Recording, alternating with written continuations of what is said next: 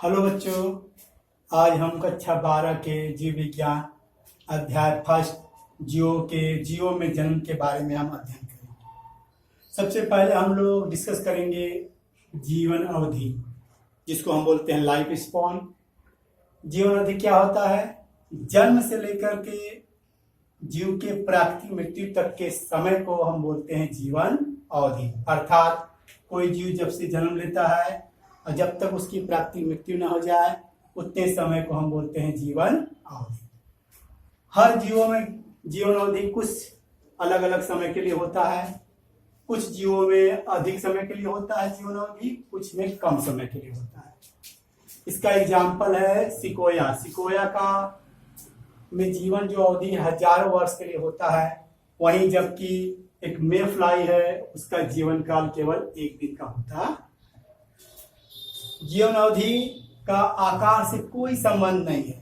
अर्थात तोता और कौवा लगभग एक ही आकार के होते हैं, तब पर भी तोता का जो जीवन काल है 140 दिन का होता है, जबकि कौवे का जीवन काल 15 दिन का होता है। अब हम लोग मृत्यु के बारे में अध्ययन करेंगे। कोई भी जीव जो इस पृथ्वी पर आया है उसकी मृत्यु सुनिश्चित है, चाहे वो बड़ा हो चाहे वो छोटा हो। इसी तरह एक कोष की जो जीव होते हैं वो अमर होते हैं। क्यों अमर होते हैं? क्योंकि मृत्यु आने से पहले ही इनका शरीर 2 खंडों में बढ़ जाता है, इसलिए इनकी कभी भी प्राकृतिक मृत्यु नहीं होती है, इसीलिए इनको हम अमर कहते हैं।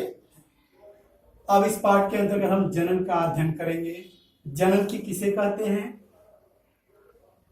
जो जीव क्या होते हैं, अपने ही समान जीवों को उत्पन्न करने की क्षमता रखते हैं। इसी प्रक्रिया को हम बोलते हैं जनन। जनन के क्या क्या भूमिकाएं हैं? जनन से नंबर 1 भूमिका है प्रजाति की निरंतरता। जीव क्या करता है? जनन के द्वारा अपनी जनसंख्या को बढ़ाता है, अपने प्रजाति की निरंतरता को बनाए रखता है। नंबर 2 भूमिका है जैव विकास में मदद। जनन के द्वारा जीवों में कुछ विभिन्नताएं उत्पन्न होती हैं, वही विभिन्नताएं धीरे धीरे जैव के विकास में मदद करती।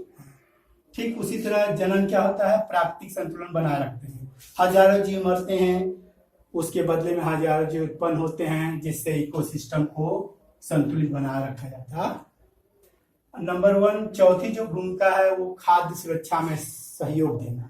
अर्थात इतनी बड़ी जनसंख्या है तो जीव क्या करते हैं? अपने जनन के द्वारा इतनी बड़ी जनसंख्या का पालन पोषण करते। अब हम पढ़ेंगे जनन के प्रकार। जनक के संख्या के आधार पे जनन 2 प्रकार के होते हैं, अलैंगिक जनन और लैंगिक जनन। अलैंगिक जनन के दौरान केवल एक जनक जनन में भाग लेते हैं। इस दौरान गैमेट्स, जिसे हम युग्मक बोलते हैं, उसका निर्माण नहीं होता है। साथ ही इसमें केवल समसूत्री विभाजन होता है। और इसमें अलैंगिक जनन के दौरान जो संतान उत्पन्न होते हैं उन संतान को हम क्लोन्स कहते हैं, क्योंकि ये क्लोन्स संरचनात्मक रूप से गुणसूत्र के रूप से जनक के समान होते हैं, इसीलिए इनको हम बोलते हैं क्लोन्स। और नंबर 5 है अलैंगिक जनन के द्वारा जीवों में कोई विभिन्नताएं उत्पन्न नहीं होती हैं। यदि विभिन्नताएं उत्पन्न नहीं होती हैं तो जैव विकास में मदद नहीं। ठीक इसके विपरीत हम लैंगिक जनन की बात करें तो इस जनन के दौरान जो जनक भाग लेते हैं, कितने? 2 जनक नर हो सकते हैं और मादा। कभी कभी एक ही जनक में दोनों युग्म बन सकते हैं, नर युग्म बन सकते हैं और मादा। लैंगिक जनन के दौरान गैमेट्स के निर्माण होते हैं। गैमेट्स मतलब आपके नर युग्मक और मादा युग्मक। यही नर युग्मक मादा युग्मक आपस में संयोज करते हैं। संयोजन के दौरान आपका जायगोट बनता है। यही जायगोट आगे जाकर के भ्रूण का विकास करता, वही भ्रूण एक नए जीव में बदल जाता। नंबर 3 लैंगिक जनन के दौरान समसूत्री विभाजन भी होता है और अर्धसूत्री विभाजन भी होता है। समसूत्री विभाजन किसे कहते हैं? वह विभाजन जिसके दौरान एक जनक से दो संतति का निर्माण होता है, साथ ही साथ गुणसूत्रों की संख्या जितनी जनक में होती है उतनी संतानों में होती।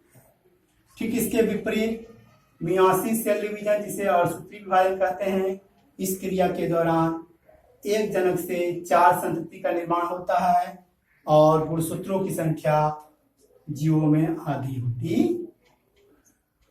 नंबर 4, लैंगिक जनन के दौरान मियोसिस होता है। मियोसिस से जीवों में क्या होती है, विभिन्नताएं उत्पन्न होती हैं और कुछ उपयोगी विभिन्नताएं जैव विकास में मदद करती। इस तरह हमने देखा कि जीवों में जनन पाठ में हम जीवन की अवधि के बारे में अध्ययन किए, जिसे कहते हैं क्या, वह समय जो जन्म से लेकर प्राकृतिक मृत्यु तक होता है उसे हम जीवन अवधि कहते हैं। फिर मृत्यु के बारे में हमने अध्ययन किया, फिर जनन के बारे में अध्ययन किया, फिर जनन के प्रकार के बारे में अध्ययन किया। इसके अगले टॉपिक में हम लोग क्या करेंगे, अलैंगिक जनन के प्रकार का वर्णन करें। नमस्कार।